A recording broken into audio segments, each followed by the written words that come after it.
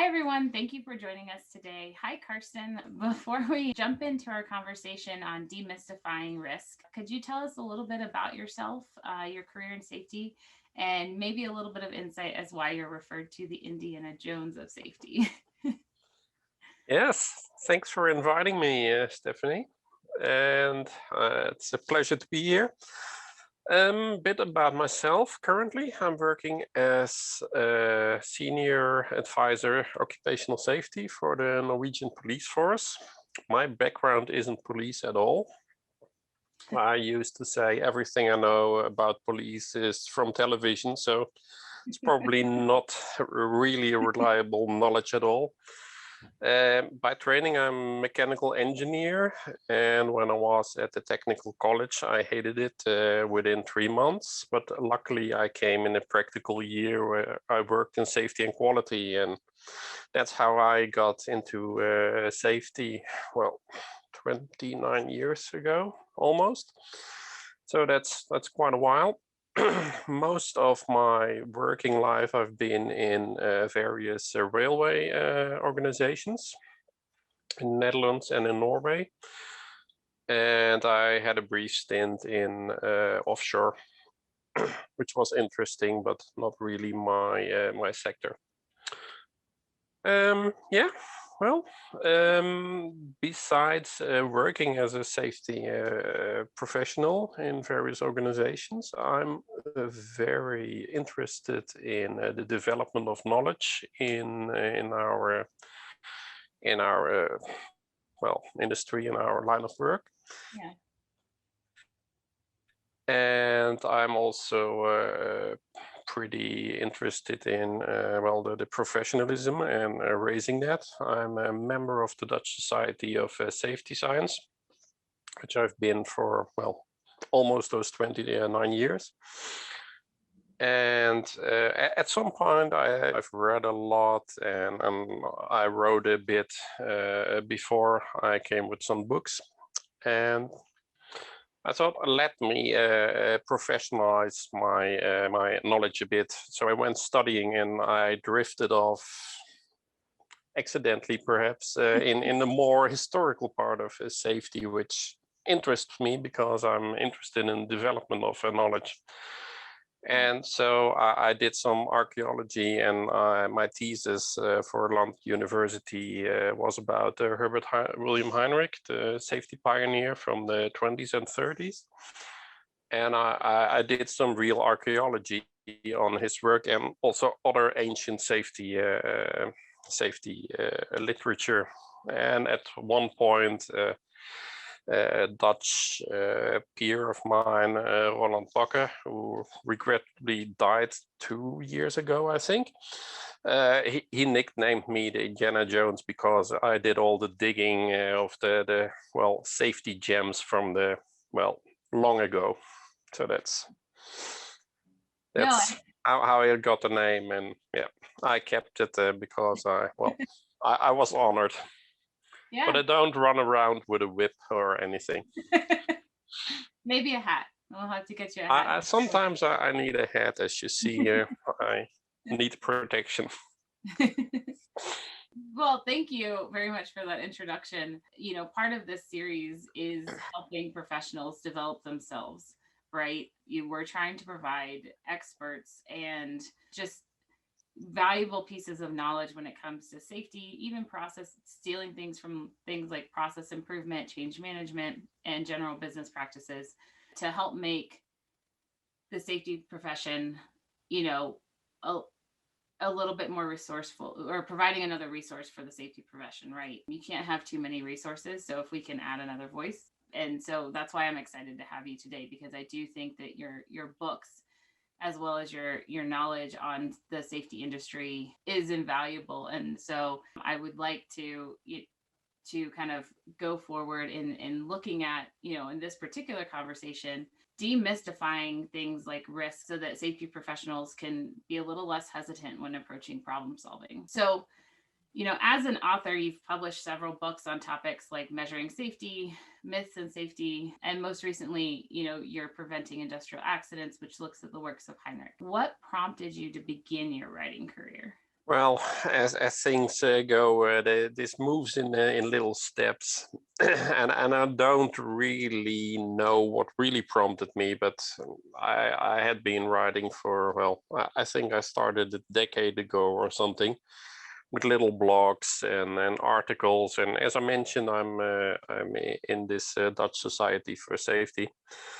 And we have this quarterly magazine where I joined first as a reviewer for the Dutch Society of Safety. I started writing reviews of new safety literature, also to get some of my peers reading, because there's so much good stuff out there, and I didn't have the impression that many people really worked on the development. They were, well, that they went to a course or they went to a college degree, and then they thought they were finished for the rest of their lives. And it doesn't work this way. The world is changing, and the profession is changing, and the world around the profession is changing. So I think we should be on the lookout for new stuff all the time, and also old stuff, and see what we can learn from that. So I started writing there, then I provided some articles, I started writing some blogs, and yeah. At some point, Alan Quilly, who also passed away 2 weeks ago, I think, really great guy, so Yeah. we miss him. He came with the idea, what if you and me and Carrie, your colleague at SafetyStratus, if you do a book on safety myths, because we had discussing these myths of zero and all accidents are preventable and stuff like that. We had been discussing them, and he proposed, shall we do a book together and just discuss them, and maybe discuss them from 3 sides. So we started working on that, and probably I was working on it the hardest, because we didn't get really anywhere except for some discussions. And at some point I thought, well, I really feel like writing a book now. So I asked the other two, are you comfortable if I just go ahead and do the book on my own? Well, they said, yeah, please do. So that's how Safety Myth 101 was born. And well, after that, it's hard to stop, I guess. Well, the ideas just start flowing. And I know you covered a lot of material in the Safety Myth 101, and things that I, in my career have heard time and time again. I've only been in the safety industry eight or so years, and limited to academic safety. And so it was eye-opening and refreshing to see, things that didn't necessarily make sense to me, of, all accidents are preventable, those kinds of conversations, even just kind of the buzzwords that people use. I saw a lot of, I think the one that I think could be helpful, but is also frustrating at times, is the you need to have a great safety culture. And it's like, well, how do we define that? What does that actually mean? What are we putting behind that practice to get to where we need to be? Because a business culture, safety is just one part of it. And I could probably go on a tangent for a while about that one. Yeah. and I'll be prepared to join you on that. Yeah. And so it's like, it's great to have, what somebody would call a great safety culture, but I think the motivation to get there sometimes is lacking, just like it is when a business says, we want to have a great business culture. Okay, well, what are you prepared to do to actually make that happen? And it requires work and effort, and change in thoughts, and change in how you approach things, I think, which I appreciated in your book. Thanks. Yep. All right, so before I get too far off topic, then, so today we're going to focus mostly on demystifying risk, and touch maybe, like I said, on a myth or two here, which I just did. But when we first spoke about this conversation, I wanted to gain your insight as to why identifying and understanding risk is so difficult for safety professionals, and really kind of understanding what you see as the biggest obstacle for professionals, even seasoned ones, when evaluating risk. Yeah, well, I think one obstacle for professionals is, and that's the one that I jotted down when I prepared myself for this conversation, is that we are often trapped in patterns. because you've learned one thing. I do recall when I studied safety, it's a bachelor degree in the Netherlands. While I was working, what we were taught were, well, a few methods, and that's it. And then, well, you go to work and you deliver to your customers, to your well, management that needs something, a risk evaluation for a new workplace, or just the overall risk and so on, or they want to do a change, and you grab the tools that you've been taught, and at some point you will find out these tools don't really work in the situations where we try to apply them. So I think safety professionals, they often do get a decent basis, but we need to develop and, well, find other ways in addition, and maybe well, play a bit with the methods too. Just as an example, I've the past few years advised on a couple of well, rather big reorganizations. Mm-hmm. And we said from as the HSE staff, we need to look at the risk with these reorganizations, because it affects the health, the sometimes safety, and the welfare of the people. There's a lot of uncertainty and what's happening to us, and job security, etc., and that affects people. Also, we are reorganizing while we try to run business as usual, because that's what society expects. We can't shut down police and say, well, we're reorganizing, well, welcome in 3 months' time and when we're finished. Yeah. So there's also a lot of workload. And then people thought, well, yeah, they are saying sensible things.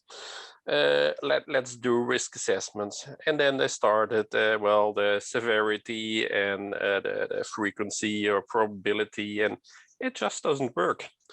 Yeah. Because, well, what's going to be the consequence of fusing 2 departments and moving them to another place?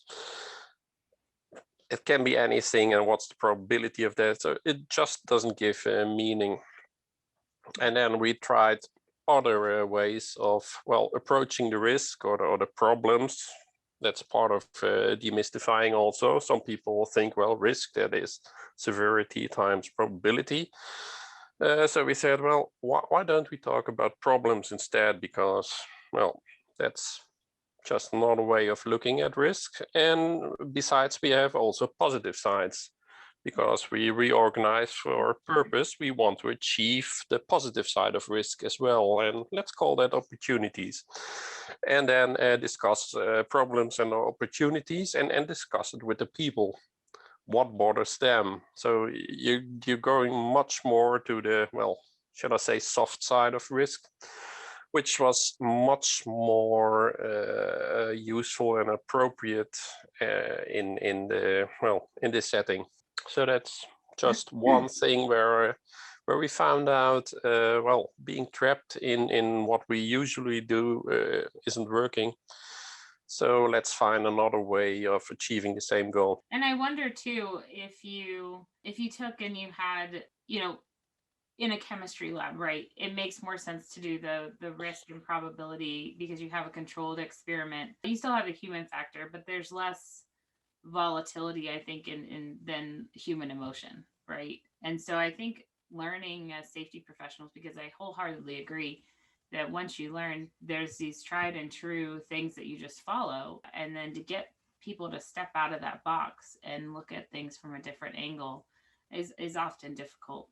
But I think when I agree that, when you're approaching a risk assessment, are you evaluating emotions and things that are going to be extremely volatile, or are you going to do something that's more of a controlled environment? So it's really interesting to hear how looking at the problems and opportunities in this instance, which makes complete sense, really gave you a little bit more insight into how reorganization would affect people in general as a whole, and either make the reorganization successful or a failure, right? Because ultimately, if it's gonna, if you do have safety issues and risk issues, then it's gonna fail, and or just make people's lives really difficult. Yeah, and another factor in this case was that people were not only stuck in the patterns, but in a way, the documentation, say the safety management system, wasn't helpful either, because that was describing the traditional method with risk matrices and so on. And people would say, but we need to do a risk assessment with these tools, because that's how we do it. That's how we should do it, because we have to document. So we said, well, we are the bosses here, so we just changed the forms, and we made the forms really open and discussion based, and just 4 simple columns. What are you going to do? What are the effects, positive, negative? What does this mean? And what can we do to fix the problems? And well, I think that worked really nice. No, I agree. It needs a bit of facilitating. Well, and so I think, a lot of quite a few people in our audience probably come from really small environmental health and safety departments, maybe even some that they don't have upper management support, right? Because that's key. If you're going to do something like a reorganization, likely you have upper management support. And people working in a police station, people are more aware of risk and the conversations around risk. Whereas in a business, that might not be a priority in reorganization. And so with something like that, I imagine that it was somewhat time consuming, right? So how would, other than going, door to door, but office to office or whatever, person to person, what are some tools that you think would help maybe an army of one trying to kind of approach this risk? In our specific case, we had the good fortune because it was a really big reorganization. There was this project team. The project team was actually concerned about risk, and I really helped facilitate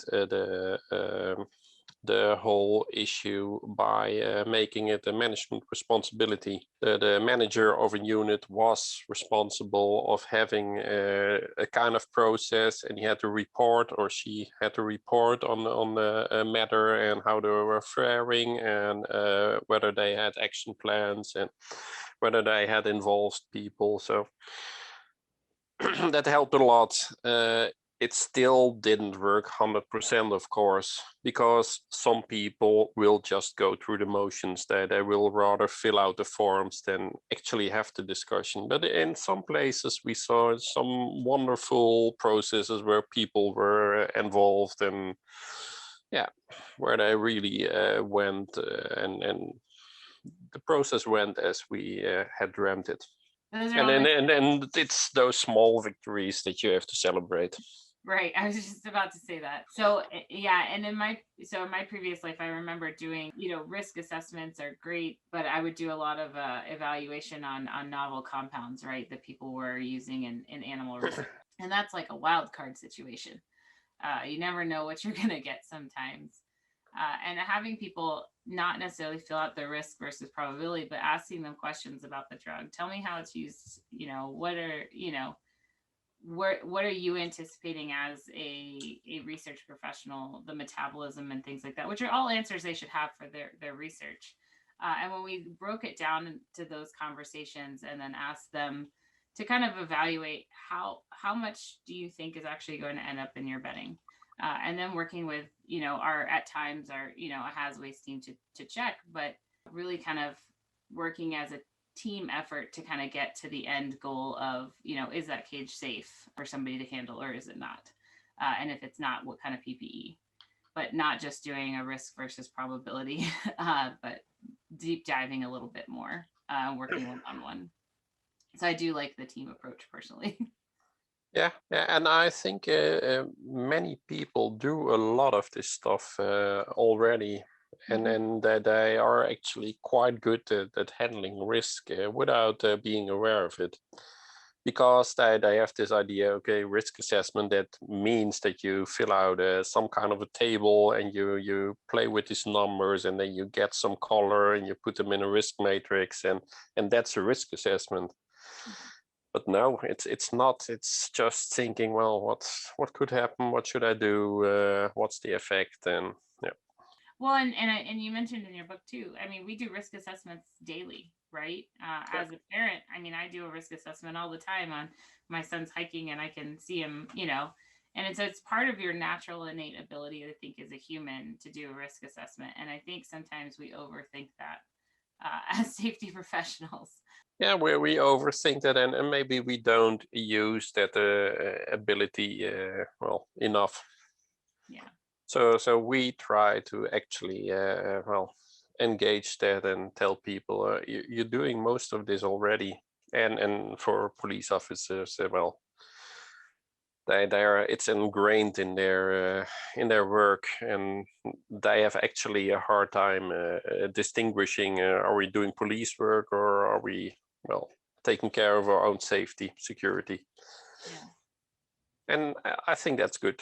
So in your book, you mentioned that there are 3 types of safety. Do you mind elaborating on that a little bit more? And then also just, how do you think that plays a role in identifying and evaluating risk? How you define safety, or how you choose to represent your risk, it will affect how you assess and make a judgment over your risk, I think. And if you take the 3 books from the 3 methods from the measuring book, you can view safety as an outcome.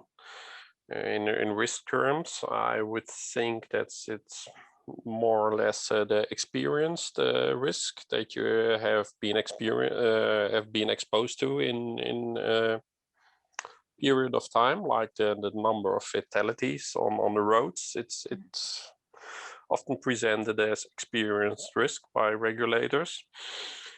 And then they do some judgment whether a risk has been lowered or has increased.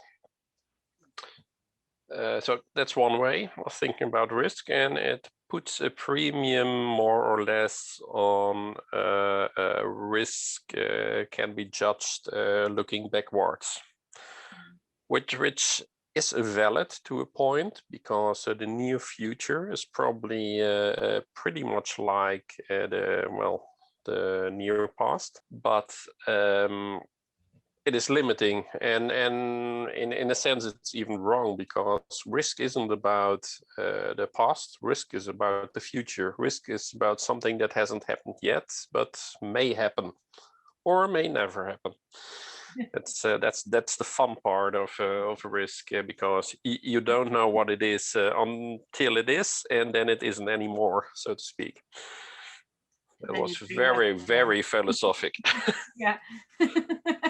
So that's the you have the backward looking, and that has value, but is limited. And in the backward looking works best for systems which are very well understood and highly controlled and very technical, like light bulb. Light bulb manufacturers, they do these tests, switch on, off, on, off, on, off, and then they know, well, most of these light bulb will tolerate this period of, stress, etc. Then, acceptable risk is was the other view on safety, and I think that's a very appealing one, that you can calculate some kind of level where you want to be. Has some issues too, because it's limited by your knowledge. You base your probability on something, but how good is that? How well understood are the effects? How well understood are the probabilities? How good is your knowledge base and all that? So instead of a straight line, which we often, the line is 10 minus 4 or something, maybe you should rather talk about the range. Our risk is, between 10 minus 3 and 10 minus 5-ish. So there are variations and you have to account for them. And there is, of course, and that's probably the biggest issue, who is going to decide on what is acceptable? Is it the regulator? Is it the people who benefit from the risk? Or is it the people who are on the receiving end of the risk? So if somebody would come and build a chemical factory next door here, I would probably not be on the benefit side, but my risk grows. So yeah, and then it's okay if you find this is an acceptable risk, and wow, if the environmental agencies think it's great, but still I have a factory next door, and if it goes boom, my house goes boom. So yeah. I can think of things like, the fertilizer plant explosion in Waco, Texas, here in the U.S. Yeah. I think people, moving back into that area, probably did the same thing where they're like, is this acceptable?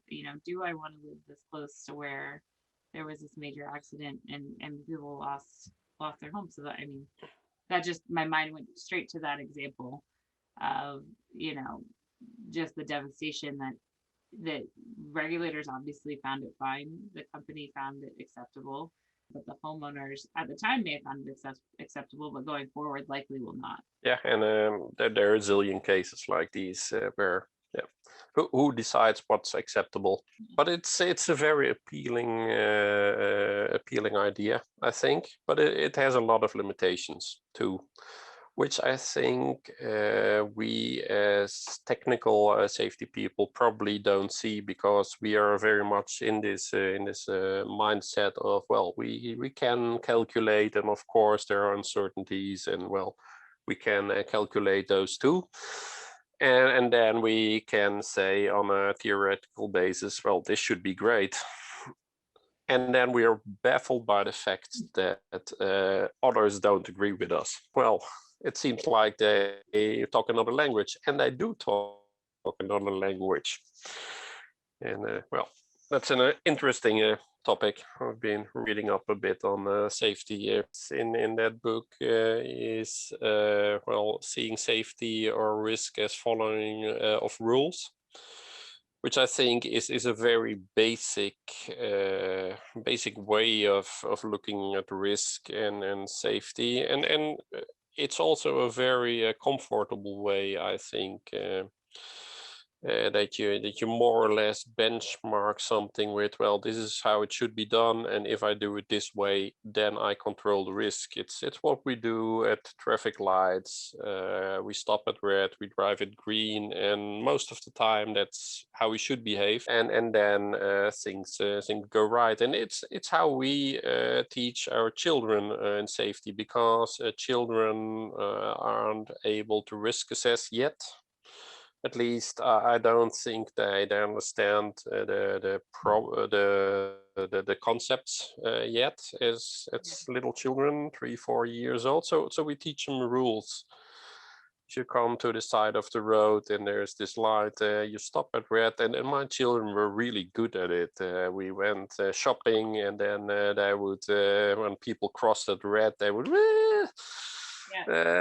you should stop, and stuff like that. And as a parent, you think oh my dear, what's happening here? On the other hand, you think, at least I taught them this. Yep. My son's favorite saying is, he'll go to the playground, and if somebody climbs too high, he goes, "That's not safe." If you want to be right, play the safe card. Then people can't say that they're not for safety. Yeah. But it's one way of looking at the risk, but it's limiting because well, rules don't work in all situations, and well, we've probably all been there, that we came to a red light in the middle of the night and no cars in the way and inside, and well, should I drive or should I wait? And Yep. Here stuff like that. Yeah, the ones where you're standing there and it's like that red arrow to turn left, and you're like, there's nobody here, and this is the longest light. But no, I think the regulatory side of things is a good basis. You're right, it's very basic, but and I've had similar conversations with other safety professionals that if we just go by the rules, and I've known safety professionals who do that. They're like, no, this is the rule, we're going to follow it, this is the only way forward. And it's almost like you put blinders on and you can't see the chaos that's also happening all around you. And I think you miss a lot that way. But I think if you can almost start to incorporate the good things, so maybe start with the regulatory side of things and then incorporate the acceptability, what's acceptable past the regulatory side, and starting, or even the going forward and realizing that there's those gray zones that you have to approach with a different mind's eye.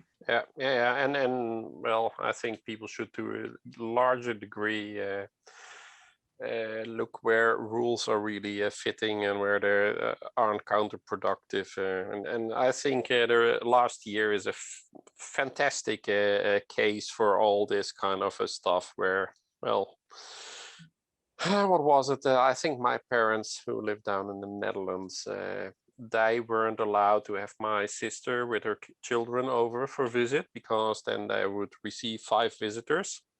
But my parents could drive to their place and visit them, because that family would only receive 2 visitors, which is, yeah. What's the difference?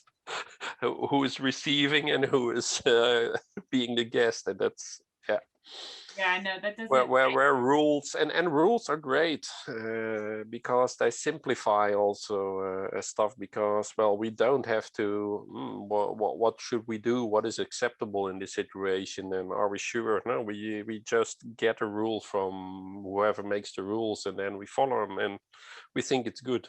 I think, and maybe this is just ingrained in human DNA, I think sometimes we forget, and I know I'm guilty of this as well. Sometimes we forget to question the rules at times. So like your evaluation of your parents is going to your sisters and things like that. Sometimes I think we forget to evaluate the rules and ask questions like, why is this in place? And maybe not to the grand scale of a pandemic, right? But even just within your own organization, setting policies. You can set a policy, but is that serving a good purpose? And it does take, I think, some time going back and saying, we set this policy, let's go back and reevaluate it. Just like you evaluate, you go back and you reevaluate risk, and are your policies actually serving a purpose, or are they hindering maybe, and I'm just speaking to the area that I worked in, but are they hindering discovery? Are they hindering creativity? You don't, rules are great, but there's a reason. The reason you have at least for me, the reason I had a job in academia was because you had these brilliant individuals who were creative and were searching for discovery, almost wanted to be Indiana Jones like as well. And so if you create so many rules and regulations that then hinder that, you're out of a job. So are they, but you're out of a job as well. So what are some things that you can go back and reevaluate and maybe leave some room to grow into, I think? Well, I actually have a nice example here of rules rules guidelines that have negative side effects.